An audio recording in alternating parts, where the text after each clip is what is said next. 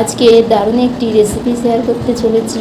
দুপুরে গরম ভাতের সাথে এই রেসিপি থাকলে মনে হবে সব ভাত খেয়ে ফেলি। যারা এই রেসিপি খেতে পছন্দ করে না, একবার এইভাবে পটলের রেসিপিটা তৈরি করে দেখতে পারে। তো বন্ধুরা, এখানে দেখতে পাচ্ছেন পটলগুলো প্রথমে হালকা করে ছাড়িয়ে নিয়েছি, তারপর দেখতে পাচ্ছেন একইভাবে কেটে নিতে হবে।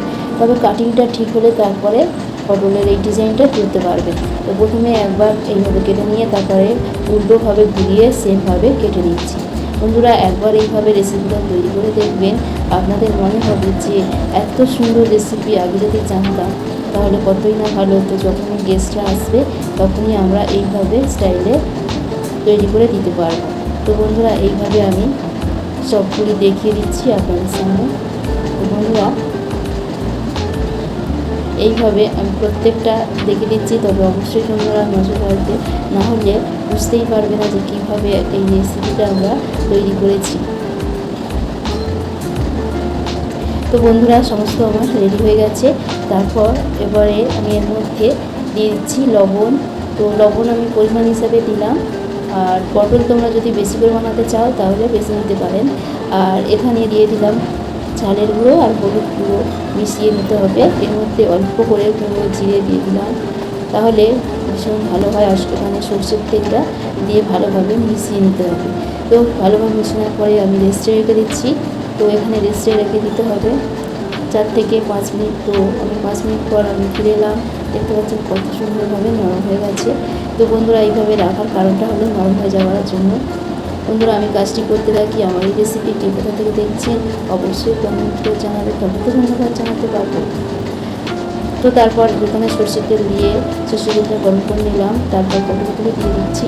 তো পটলগুলো দিয়ে তো তেলের মধ্যে ভালোভাবে নাড়াচাড়া নিতে হবে। আপনারা অনেক রকমভাবে রেসিপি তৈরি করে থাকেন, কমেন্টসে জানিয়ে যাবেন।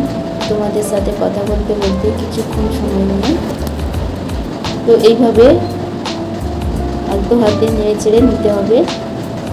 পটলগুলি যে ভাঁজটা দেখতে পাচ্ছেন যত নরম হয়ে যাবে আস্তে আস্তে ভাঁজছি, আপনারা দেখতে পাবেন। একবার এই স্টাইলে রেসিপি তৈরি করবেন, ভীষণ আপনাদের কাছে ভালো লাগবে এবং আপনার বাড়ির প্রত্যেকেই জিজ্ঞাসা করবে কীভাবে এই স্টাইলটা কেটেছেন বা কীভাবে রান্নাটি করেছেন। তারা অবশ্যই আপনার কাছ থেকে জানার চেষ্টা করবে। তো এইভাবে আমি সমস্ত পটলগুলি উল্টে পাল্টে ভালোভাবে ভেজে আমি নিয়েছি। তো এইভাবে ভেজে নেওয়ার পরেই আমি এবার একটা প্লেটের মধ্যে তুলে নেব। বন্ধুরা, আপনাদের কাছে অনুরোধ, ইউটিউব থেকে দেখলে চ্যানেলটিকে সাবস্ক্রাইব করবেন, আর যদি ফেসবুক থেকে দেখেন পেজটি ফলো করে রাখবেন এরকম দারুণ রেসিপি সবার আগে পাওয়ার জন্য।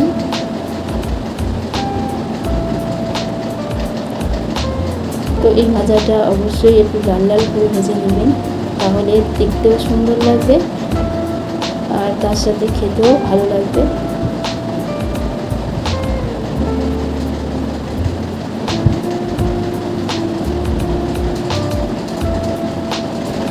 এবারে আমি তেল ঝরিয়ে সমস্ত পটলগুলি তুলে নিলাম। এবার এর মধ্যে দিয়ে দিতে হবে পেঁয়াজ কুচি আর কাঁচা লঙ্কা কুচি দিয়ে দিলাম, আর পরিমাণ মতো হিসাবে দিতে হবে। তারপর ভালোভাবে মিশিয়ে নেড়ে চেড়ে নিতে হবে। তো ভালোভাবে মিশিয়ে নেড়ে চেড়ে নেবেন। যখনই পেঁয়াজটা ভালোভাবে ভাজা হয়ে যাবে, তখন না পর্যন্ত তেল ছাড়ছে, এইভাবে নাড়তে থাকবেন। তারপর যে ভেজে রাখা আমরা যে পটলটি দিয়েছিলাম সেই পটলটি আমি এবার দিয়ে দিলাম কড়াইয়ের মধ্যে, দিয়ে ভালোভাবে পেঁয়াজের সঙ্গে মিশিয়ে নিতে হবে। আশা করি আপনাদের বোঝার কোনো অসুবিধা নেই। যদি অসুবিধা থাকে অবশ্যই কমেন্টে জানাবেন। আমরা রেডি করে নিচ্ছি। আশা করি এই রেসিপিটা আপনারা ভাত, রুটি, পরোটা সব কিছুর সাথে শেয়ার করতে পারবেন। আশা রাখছি আপনারা এই রেসিপি ভীষণ পছন্দ করবেন। তো আমার সমস্ত তৈরি হয়ে গেছে, আমি তুলে নিচ্ছি। আজকের রেসিপি যদি ভালো লেগে থাকে অবশ্যই কমেন্টে জানাবেন। এতক্ষণ ধৈর্য ধরে ভিডিওটি দেখার জন্য অসংখ্য ধন্যবাদ।